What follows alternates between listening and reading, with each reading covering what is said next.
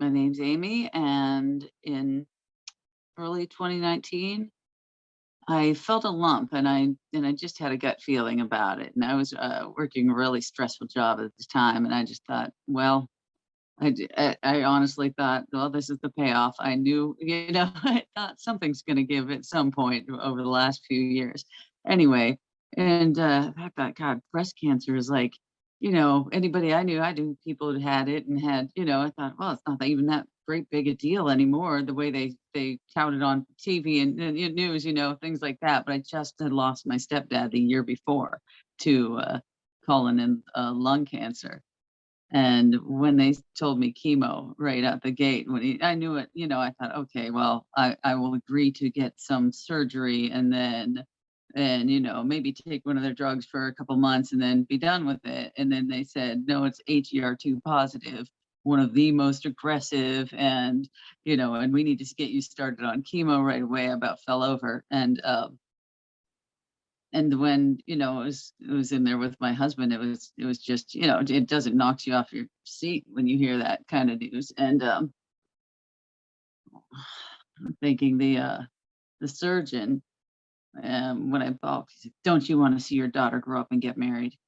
I said, yeah, I care a little bit more about my life than you do, probably. So there, and I went through all the channels of, they talked about the nurse navigator, and they're going to be your best friend, and they handed me a pink pillow and some pink book and all of this stuff, and sent me on my way. And that just so isn't me anyway. And I thought, oh my gosh, no, you know what, this is going to be tough. But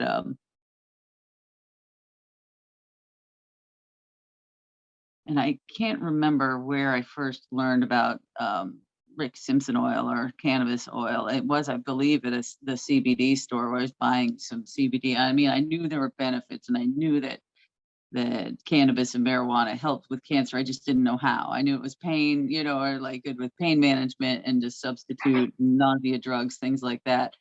But then I started to just research and read more and more and more and more about, the benefits of it. And I also at the same time was doing my own homework on this type of cancer, survival rates with and without. And really, I mean, and honestly, if people were really honest with themselves, uh, I've yet to see very few people die of cancer. It never gets to them. The treatment gets to them first. So that's, and you can't say that to somebody who's lost somebody, but I watched it happen. Like cancer didn't kill my stepfather, the radiation killed my stepfather. And like, so, and yes, the cancer could have eventually gotten to him, but it just made it a horrible, horrible ending. I didn't want to hit it. I wanted to hit it from every angle. And as much as I didn't want to get chemotherapy, they got me in the door with that scare of, this is a most aggressive cancer. This is something you're not used to seeing, So I thought, oh, Jesus, okay. So I thought, okay, I'll give them a little bit. I will try one.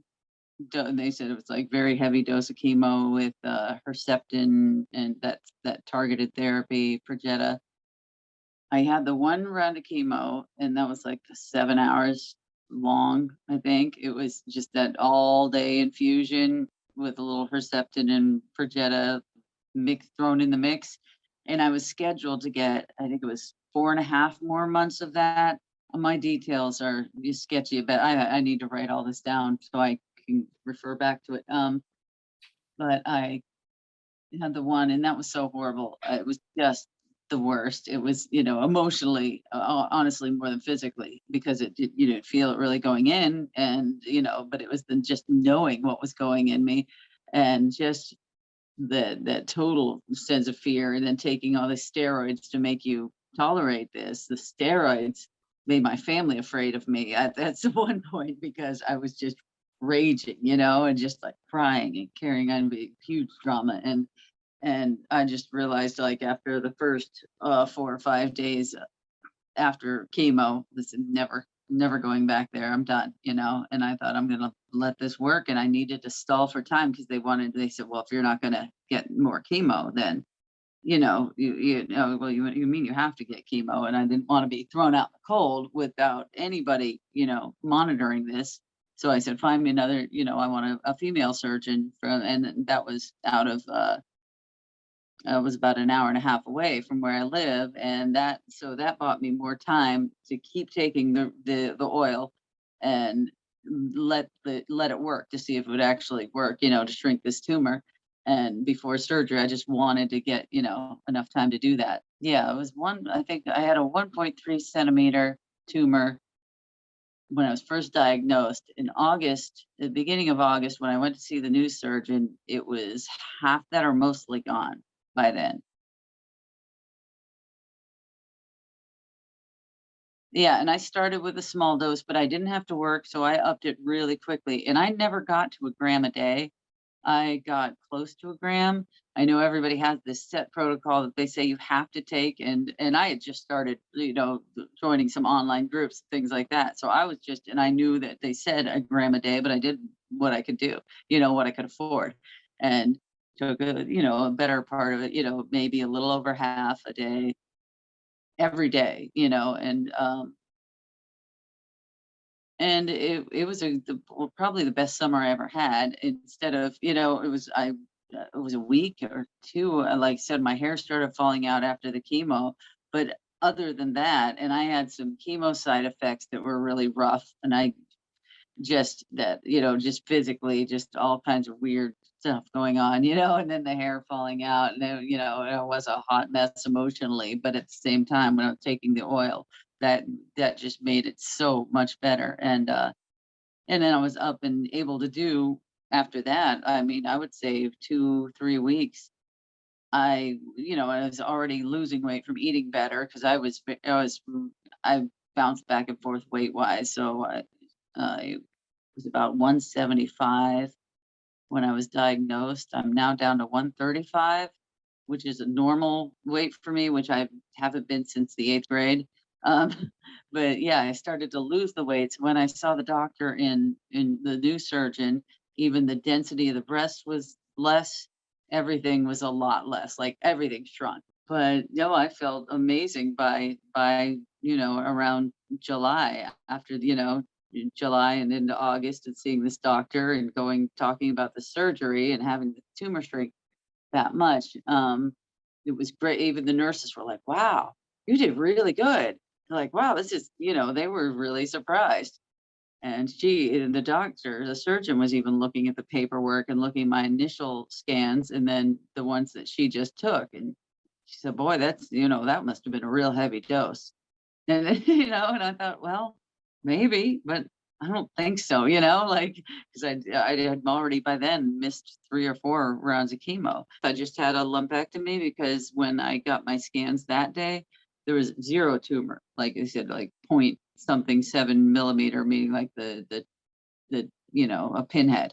Yeah. And a lymph node involvement. They took out a sentinel lymph node that had a few floating cells, and that was it. And I just kept with the oil and kept up with everything else I was doing, a turmeric, black seed oil. I was making my own flaxseed crackers every day. That was basically, I juicing constantly and made my whole life about anything I put in my mouth had to have some medicinal quality to it, and that was, and I, went a lot of hiking, a lot of walking, a lot of soul searching, just getting out in nature and just staying with the family. But now I'm just doing a maintenance dose about every day, every other day sometimes. And I plan on keeping that going for a long, long time. But they can do it. Oh, then the number 1 tip is trust yourself, and and block out. You got to unlearn what you think to relearn